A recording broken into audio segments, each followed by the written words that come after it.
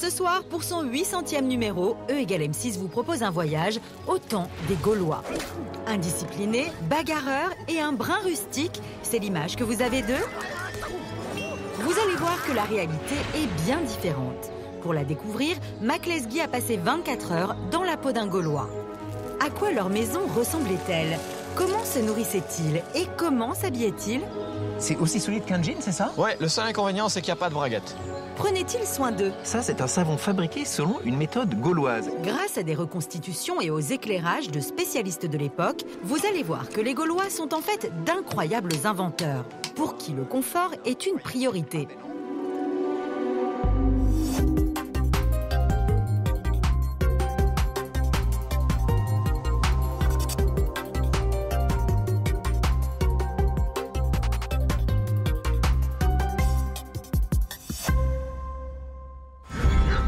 Bienvenue en Gaule, il y a un peu plus de 2000 ans. Vous pensez que les Gaulois sont des sauvages primitifs qui habitent dans des huttes rondes et enfumées? Eh bien, détrompez-vous, vous allez pouvoir réviser toutes vos idées reçues en la matière. Pour ce numéro exceptionnel de E = M6, je suis ici dans le village gaulois reconstitué de Corriobona. Bonjour Patrick. Bonjour Mac. Dans quelle tribu gauloise sommes-nous? Ici, nous sommes chez les Lémovis. Les Lémovis qui habitent la région aujourd'hui du Limousin. Exactement. On peut visiter ce village? Absolument. Je vous suis. Ici, en Charente, un groupe de passionnés a reproduit scientifiquement les constructions des Gaulois. Maisons, tavernes, greniers, grâce à ces reconstituteurs, vous allez pénétrer dans la vie quotidienne des Lémovis, le peuple qui occupait cette partie de la Gaule. Car celle-ci n'est pas une nation unique. Notre territoire est en fait habité par une soixantaine de peuples celtes indépendants. Ils ne s'uniront que pour combattre les Romains. Que reste-t-il aujourd'hui de cette civilisation? Comme les Gaulois n'ont pas laissé d'écrits, seules les recherches des archéologues nous permettent de comprendre leur mode de vie. Et vous allez le voir, ils ont fait des découvertes incroyables. Vous pensez que les Gaulois vivent dans des huttes rudimentaires? Vous avez tout faux. Ce sont peut-être les inventeurs du confort moderne. Pour le prouver, Patrick, reconstituteur historique, nous fait pénétrer dans la demeure du chef du village. Patrick, vous êtes en train de construire un toit en chaume, c'est ça? Oui. Est-ce qu'on peut visiter l'intérieur d'une de ces magnifiques maisons? On y va. Je vous suis. Ah, faut se baisser un petit peu. Donc voilà la maison aristocrate. Ah oui, belle maison, aristocrate, parce que je voyais les boucliers, il y a de la vannerie, des poteries, c'est ça, et on sent la richesse, c'est ça? Oui, c'est la maison du chef. Les Gaulois sont passés maîtres dans l'art de la construction. Dans la maison du chef, on trouve des objets du quotidien dont beaucoup n'ont guère changé jusqu'à aujourd'hui. Comme toutes les maisons gauloises, celle-ci est organisée autour d'un foyer central qui sert à cuisiner et à se chauffer. Alors je vois bien que c'est riche, c'est magnifique, mais il n'y a pas de cheminée. Donc dès qu'on fait du feu, comme ici, c'est enfumé. Bah non, la preuve c'est qu'on n'est pas enfumé. Donc là, non. en fin de compte, on on a 7 mètres de hauteur déjà, et puis cette fumée elle passe à travers le chaume. La fumée traverse le chaume? Absolument. Mais je croyais que le chaume c'était imperméable. C'est imperméable dans l'autre sens, c'est-à-dire ça ne rentre pas à l'intérieur de la maison. Par contre, la fumée sort très bien. Elle monte et elle suit les canaux du roseau pour ressortir dès qu'elle arrive à l'air libre. Si l'eau de pluie glisse sur le toit de chaume, la fumée, elle, le traverse par tous les interstices. La maison respire littéralement. C'est pour ça que tout à l'heure, je voyais la fumée qui sortait par le chaume. Absolument. Je me disais, c'est bizarre. Non, c'est normal. C'est normal. C'est extrêmement bien conçu alors. Oui, et puis cette fumée, en fin de compte, ça va permettre aussi de tuer les tiques, les araignées, les puces. En fin de compte, vous avez une maison qui est très très saine. Absolument saine. À l'opposé des petites huttes de nos vieux manuels d'histoire, les habitations gauloises sont donc spacieuses et confortables, comme les nôtres aujourd'hui. Et voici d'ailleurs une reconstitution fidèle en images de synthèse. Et ce sont les découvertes des archéologues qui permettent de l'affirmer avec certitude. Direction Bibracte, en Bourgogne, un des plus grands sites gaulois étudiés en France. Au sommet de cette colline, sur ce site de fouilles, les scientifiques mettent au jour chaque année les vestiges de nombreuses maisons gauloises. Et il faut un œil bien avisé pour les identifier, comme nous le confirme Vincent Guichard, archéologue. Bien, ici j'entre dans une maison gauloise qui a été dégagée par les fouilleurs ces dernières semaines. Et qu'est-ce qui reste de cette maison? En fait, pas grand-chose. Donc c'est une des difficultés de l'archéologie gauloise. On doit étudier, caractériser des bâtiments qui étaient construits en bois essentiellement. Le bois, 2000 ans après, il a disparu. Qu'est-ce qu'il nous reste? Il nous reste l'empreinte des poteaux porteurs, de l'ossature de la maison. Donc voilà ces poteaux, vous les voyez, et ils sont assez régulièrement espacés. Et oui, vous avez bien vu. Contrairement aux constructions en pierre des Romains qui laissent des ruines, il ne reste aujourd'hui des constructions gauloises en bois que ces trous, les traces des poteaux porteurs. En fonction de la taille de ces trous et de leur emplacement, les scientifiques peuvent reconstituer la hauteur et la forme de ces maisons. Elles ne sont pas rondes comme on l'a longtemps cru, mais rectangulaires et hautes, avec un toit très incliné, en chaume ou en tuiles de bois, selon les régions. En examinant le sol de la maison, les archéologues trouvent de nombreux indices. Ici, par exemple, vous voyez, il y a une chape d'argile, c'est de l'argile qui est un peu plus claire, et là, elle a rougi. Et c'est très égalisé en surface. En fait, dans ce coin de la maison, il y avait un foyer. C'est ce même foyer que l'on retrouve au centre de notre maison gauloise reconstituée. Une maison d'un confort étonnant pour l'époque. Est-ce que c'est une maison qui est bien isolée? Très isolé. L'hiver, ici, on a dormi, moins 11 dehors, 11 cm de neige, 24 degrés à l'intérieur, petit bœuf bourguignon, tranquille. On a passé une nuit superbe, le matin, il faisait 16 degrés. Chauffage au bois, isolation, matériaux naturels, on peut dire que c'est les maisons écologiques basse consommation d'il y a 2000 ans. Ah ouais, on est en plein dans l'énergie renouvelable. Je crois qu'on devrait redécouvrir l'architecture gauloise. Et grâce aux découvertes scientifiques, on sait aujourd'hui que ces maisons sophistiquées sont même parfois peintes ou sculptées. C'est pas parce que c'est en bois que c'est des cabanes dans la forêt. On a affaire à de l'architecture véritablement urbaine. On a un savoir-faire tout à fait bien établi de la charpente. Et les Gaulois sont de grands bâtisseurs. Ils construisent de véritables villes abritant parfois plus de 10 000 habitants. Rappelez-vous, leurs seules matières premières sont le bois, la terre et la paille. Impossible de réaliser ces prouesses d'architecture sans des outils très performants. Et les Gaulois sont des artisans hors pair, qui excellent notamment dans le travail du métal. Retour à Aes pour découvrir l'atelier du forgeron.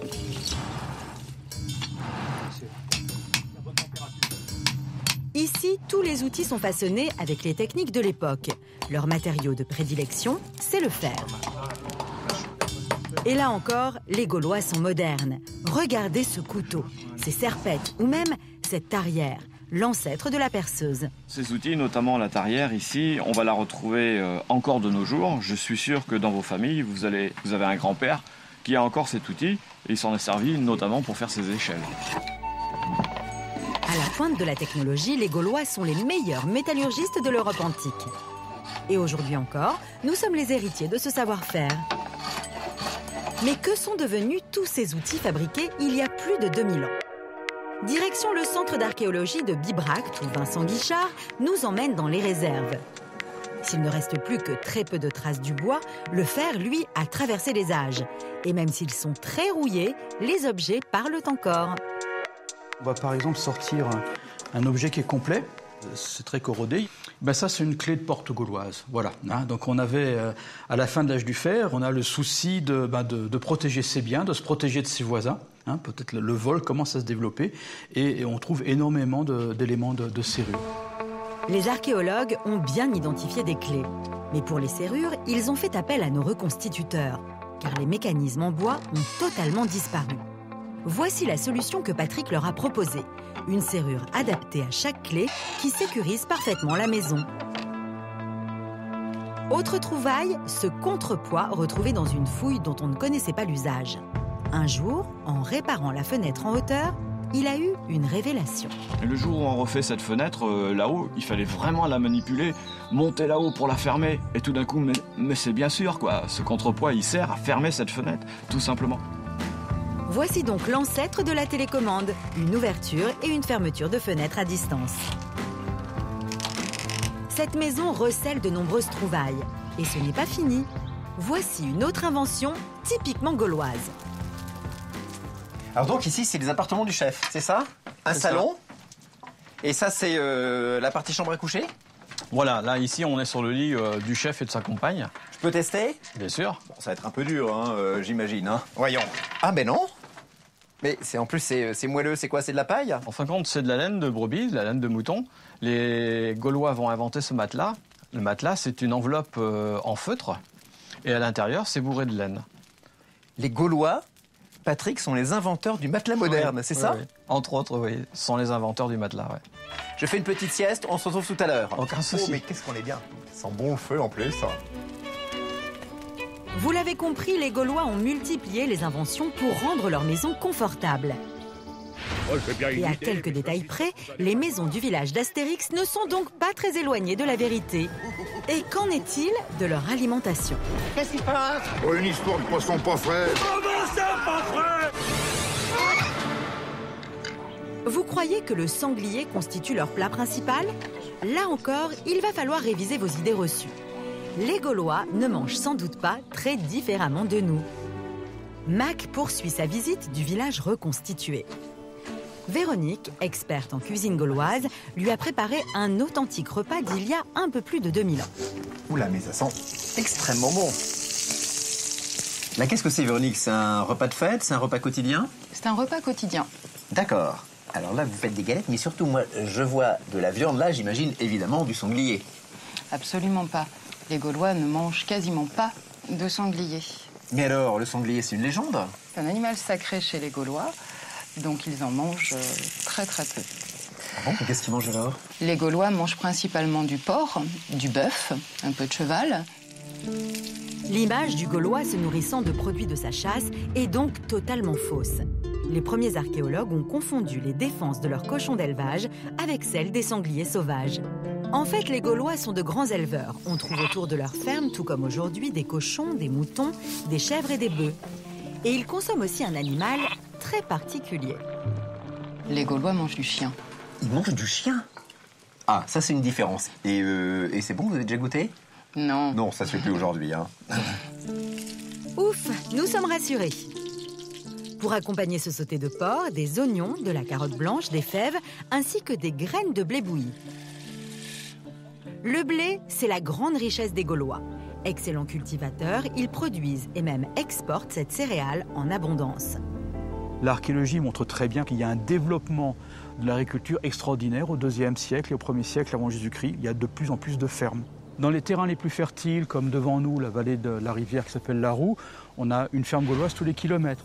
On met vraiment une agriculture qui devient intensive. Les rendements sont élevés car les Gaulois ont inventé des méthodes pour enrichir la terre. Et ils disposent d'outils modernes comme des arères avec des socs de fer, ancêtres des charrues d'aujourd'hui, tirés par des bœufs. On a même retrouvé chez des Gaulois de Belgique l'ancêtre de la moissonneuse. Pour le dessert, Mac va avoir droit à une spécialité 100% gauloise. Véronique lui a préparé des galettes à base de farine de blé, d'œufs, de noisettes et de miel. Seule solution pour avoir un goût sucré. Alors, les miels? On sent bien le miel et les noisettes. Bah, c'est délicieux. L'ancêtre du cookie. Je dois vous dire quand même, Véronique, je suis extrêmement surpris. Je pensais vraiment trouver des Gaulois qui mangeaient le produit de leur chasse ou de leur cueillette. Et là, c'est tout le contraire. C'est le produit de l'élevage et l'agriculture, exactement comme aujourd'hui. Donc finalement, qu'est-ce qui leur manque? Les tomates, les pommes de terre, voilà, quelques légumes du Nouveau Monde, quelques fruits et légumes, et c'est tout. Le réfrigérateur. Et pourtant, les Gaulois savent déjà conserver leurs aliments. Par exemple, dans ces greniers sur pilotis où ils gardent le grain à l'abri des rongeurs. Regardez cette trouvaille. Ces pierres plates empêchent les souris d'accéder au grenier. Pour Mac, l'heure est venue de passer à table. Les enfants, un peu de blé gaulois? Oui. Hop.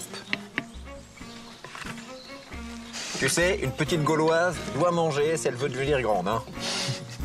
Pour l'assaisonnement, du sel, mais pas encore d'épices. Tout le monde a l'air d'apprécier. Tout ça, c'est délicieux, mais j'imagine que les Gaulois boivent. On sait quand même que c'est les soifards, les Gaulois. Qu'est-ce qu'ils boivent, Vincent? Eh ben, principalement de l'eau. Ah, d'abord de l'eau. C'est ça. Après, chaque famille confectionne sa propre cervoise. La cervoise, ancêtre de la bière, est faite comme elle à base d'orge. Alors, je goûte.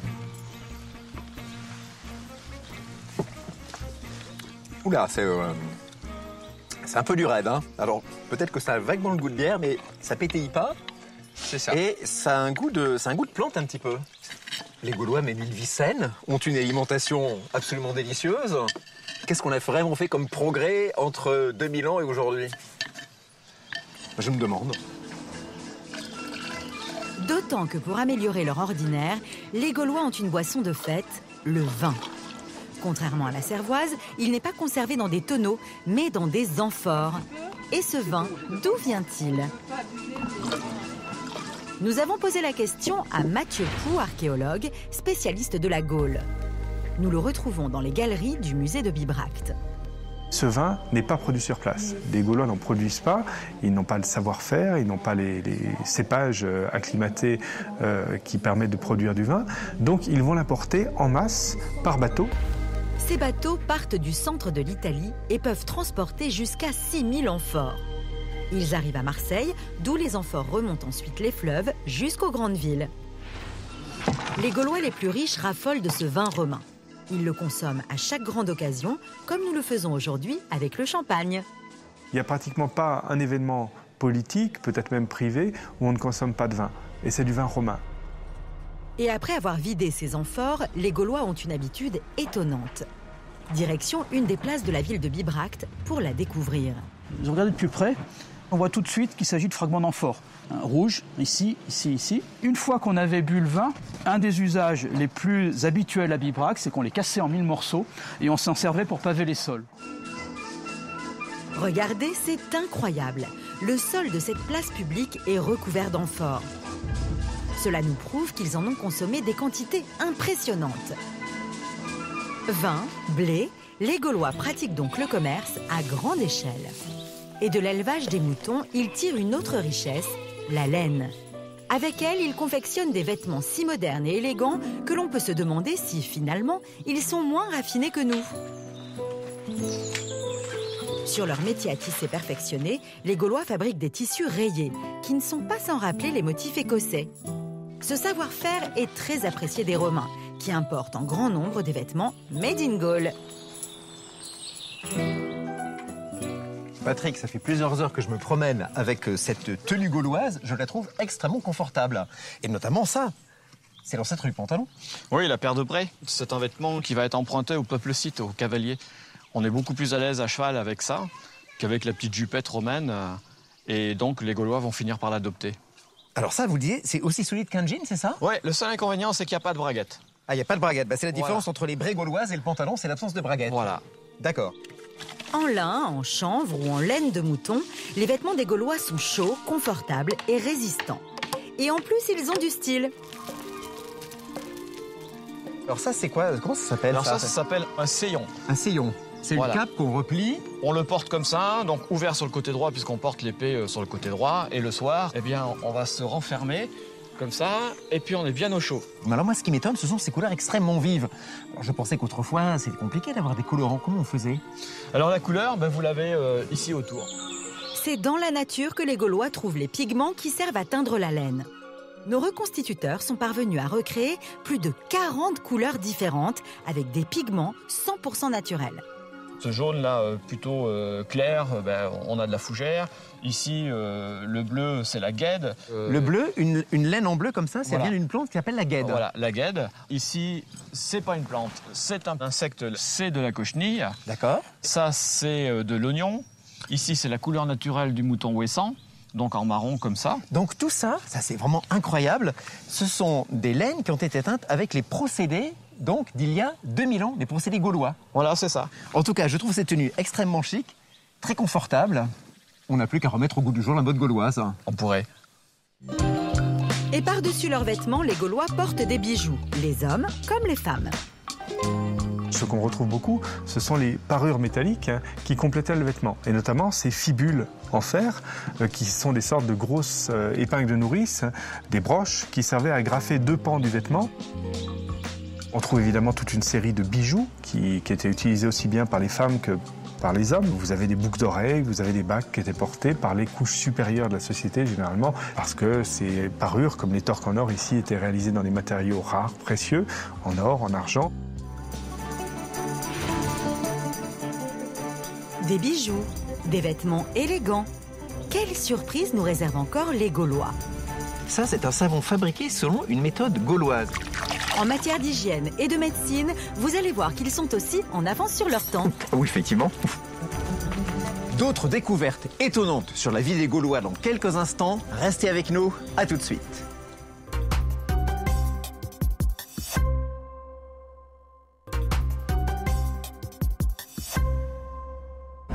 Mac Lesguy poursuit son exploration de l'étonnante civilisation gauloise dans le village d'Ess, en Charente. Ici, un groupe de passionnés reproduit les conditions de vie des Gaulois en tenant compte des dernières découvertes des archéologues. Des conditions de vie bien éloignées de celles d'Astérix et de ses compagnons. Vous pensez que les Gaulois ont tous des moustaches et des cheveux longs? Encore une idée fausse. En matière d'hygiène, vous allez voir qu'ils ne sont pas moins raffinés que nous. Mac Lesguy va découvrir la toilette d'il y a un peu plus de 2000 ans. Bon, Emma, on va pas se mentir, en ces temps reculés, forcément, les Gaulois sont sales. Mais non, pas du tout. Ah bon? Ils sont, par exemple... Oui, bah ça, c'est un savon moderne. Non, c'est un savon gaulois. Les Gaulois sont les inventeurs du savon. Ça, c'est un savon fabriqué selon une méthode gauloise. Qu'est-ce qu'il y a à l'intérieur? Alors, on va trouver de la cendre et de la graisse animale. Ah bah oui, ça cendre et graisse, ça je sais, il y a une réaction dite de saponification, ça fait un savon. Voilà. Est-ce qu'il est efficace? Tiens, regardez. C'est parti pour le test du savon. Max se salit les mains. Il y a là-dedans que de la cendre et de la graisse animale. Au fait, saviez-vous que le mot savon est l'un des rares mots d'origine gauloise qui soit parvenu jusqu'à nous? Verdict, mes mains sont parfaitement propres. Ça veut dire que il y a exactement 2000 ans, les Gaulois ont un moyen de nettoyage universel de savon aussi efficace qu'aujourd'hui. C'est pareil, c'est le même principe que le savon de Marseille d'aujourd'hui. En fait, ils font vraiment attention à leur apparence. Leur hygiène est donc bien plus avancée qu'on ne le pensait. Regardez cette autre invention, le véritable couteau suisse de la toilette gauloise. Avec sa pince à épiler... Oui, effectivement. Ouh la vache, pardon. Qu'est-ce que c'est? Son cure-oreille et son indispensable coupe-ongle. Pour se couper les cheveux, il dispose de ses forces, l'ancêtre des ciseaux. Et pour la barbe, il y a même un rasoir. Ah oui, effectivement, ça coupe. Les Gaulois seraient donc propres? Nous avons posé la question à Mathieu Pou, archéologue spécialiste de la Gaule. Nous le retrouvons dans les galeries du musée de Bibracte, où l'on peut aujourd'hui encore admirer les authentiques accessoires de beauté des Gaulois. Et ne ressemblait sans doute pas à ces barbares chevelus et velus que l'iconographie populaire a immortalisé. Mais en fait, on a affaire à des gens qui soignent leur apparence. Et les portraits représentés sur les monnaies, par exemple, sont des portraits glabres ou avec des petites moustaches soigneusement taillées. Nous sommes tombés sur le Gaulois n'a donc pas toujours la moustache d'Astérix et le druide une barbe blanche. Au fait, quel est précisément le rôle de cet homme mystérieux? Après le chef, le druide est bien le personnage le plus important de la société gauloise. Et ce n'est pas uniquement un prêtre, c'est avant tout un savant aux compétences scientifiques étendues, mathématiques, astronomie, biologie et médecine. Les druides sont en quelque sorte polytechniciens. Ils ont toute une palette de compétences. C'est eux qui, par exemple, vont transmettre le savoir oral, les connaissances, dans le cadre de l'éducation des enfants, par exemple, ou des jeunes. C'est eux qui, effectivement, ont des connaissances scientifiques, en astronomie, par exemple, mais aussi au niveau de la nature, des plantes, la physiologie. Et c'est eux qui, par exemple, peuvent identifier les plantes qui sont soit des poisons, soit des remèdes. Les druides ne se contentent pas de cueillir le gui. Ils récoltent une grande variété de plantes médicinales avec lesquelles ils soignent les maux du quotidien. Comme un médecin d'aujourd'hui. L'écorce de cet arbre, la bourdaine, sert par exemple à améliorer la digestion. Pour soigner les blessures, les druides ont recours au miel et aux feuilles de plantain, deux produits naturels antiseptiques et cicatrisants. Et ce n'est pas tout. Les connaissances médicales des druides vont même jusqu'à la pratique de la chirurgie. C'est vrai que les fouilles, par exemple, nous mettent parfois en présence d'instruments de chirurgie, des scalpels, des petites sondes qui servent à écarter les chairs. Et ça requiert tout un savoir-faire, des connaissances très pointues. Et il semble que les druides aient été les dépositaires de ces connaissances. Les druides gaulois pratiquent donc des actes de chirurgie qu'ils auraient appris auprès des médecins grecs, les spécialistes de l'époque. Mais ces opérations, que permettent-elles de soigner? Les infections, très fréquentes, évidemment, à une époque où on ne maîtrise absolument pas la désinfection, des maladies diverses, des maladies de l'œil. On a trouvé certains instruments chirurgicaux évoquent des opérations oculaires. On peut penser à des fractures ouvertes. Il y a les blessures infligées au combat, par exemple, les coups d'épée, qu'on pouvait traiter en partie avec ces instruments. Les Gaulois possèdent une médecine élaborée. Certains d'ailleurs vivent jusqu'à 70 ans. Encore faut-il pour cela qu'ils ne soient pas morts au combat, car les conflits entre tribus sont fréquents. Au fait, les Gaulois sont-ils les guerriers indisciplinés dépeints dans Astérix? Et si on collait aux Romains une bonne raclée générale? Voilà, c'était ça mon idée. Tout le monde a été servi, les enfants? Non. Au village d'Es, c'est l'heure de l'entraînement quotidien. Une bonne condition physique est très importante. En cas d'attaque, le Gaulois doit à tout moment pouvoir lâcher son outil et se saisir de son arme. Allez, c'est bon, pause. Dis-moi Patrick, mais c'est extrêmement violent. Combien de temps on tient avec un combat pareil? Quand on a un athlète, à peu près 10 minutes. Quand on est des gens normaux comme nous, 5 minutes, déjà, on est sur les genoux. Alors, il y a quelque chose qui m'étonne beaucoup, c'est que dans toutes les représentations des Gaulois, on voit toujours les casques avec des ailes, avec des cornes de vache. Et là, je vois un casque extrêmement moderne qui me rappelle presque le casque du légionnaire romain. Oui, là, on est encore dans la grosse caricature. Ce casque, il est typiquement gaulois. Ça, c'est un vrai casque gaulois, pas romain. Ici, au niveau de la manufacture gauloise, c'est déjà une calotte qui est très travaillée, avec une visière et un protège-nuque sur l'arrière. Le casque très moderne des Gaulois protège l'ensemble du crâne. Et les deux parties articulées protègent les mâchoires. Alors, j'allais vous lire aussi, c'est un anachronisme. La côte de maille, pour moi, ça me fait penser au Moyen-Âge, pas du tout à l'époque gauloise. Eh non, celle-ci, elle est bien gauloise. Alors, la particularité de la côte de maille gauloise, c'est le fait d'avoir une double protection au niveau des poumons, du cœur, aussi bien sur l'avant que sur l'arrière, avec le col marin. Voilà, ici, vous avez une double protection. La côte de maille, qui protège le torse des coups d'épée, est une autre invention typiquement gauloise. Alors évidemment, tous les guerriers n'étaient pas équipés de la même manière. L'équipement de base, c'est la lance et le bouclier. Les côtes de maille qui protègent le combattant au niveau du corps, du buste. C'est de la haute technologie, ça prend beaucoup de temps à fabriquer, c'est très cher. Elles sont réservées aux officiers et aux chefs de troupes qui sont seuls à les porter. S'ils avaient des casques extrêmement perfectionnés, des côtes de maille, des boucliers qui étaient au top de la technologie de l'époque, c'est qu'ils étaient soucieux de protéger leurs soldats. Voilà, le but du jeu, c'est de revenir vivant après la bataille. Ça vient totalement à l'encontre des Gaulois indisciplinés, bagarreurs, qui courent tout nus faire suce à l'ennemi. En fait, non, derrière, il y a une armée qui est efficace et moderne. Absolument. D'ailleurs, je pense que Seth va vous prêter son matériel avec grand plaisir, comme ça vous allez pouvoir tester. Ouh, mais j'ai jamais fait ça. Main droite ou main gauche? Main droite. Je suis gaucher en plus. Voilà, là. Bouclier en avant, on se protège avec le bouclier. Et là, laissez-vous faire, il arrive. Hein? Oh, il arrive, j'y arrive moi-même, moi, tiens. Eh oui, Mac, la réputation de force et de courage des Gaulois n'est pas usurpée. Pour le reste, leur civilisation est bien plus avancée qu'on le pense souvent. Et qu'il s'agisse d'artisanat, d'agriculture ou d'hygiène, nous en sommes aujourd'hui leurs lointains héritiers. Voilà, cette émission est terminée. Je vous souhaite une excellente soirée sur M6, bien sûr. À très bientôt pour un nouveau numéro de E égale MC. C'est bon, le...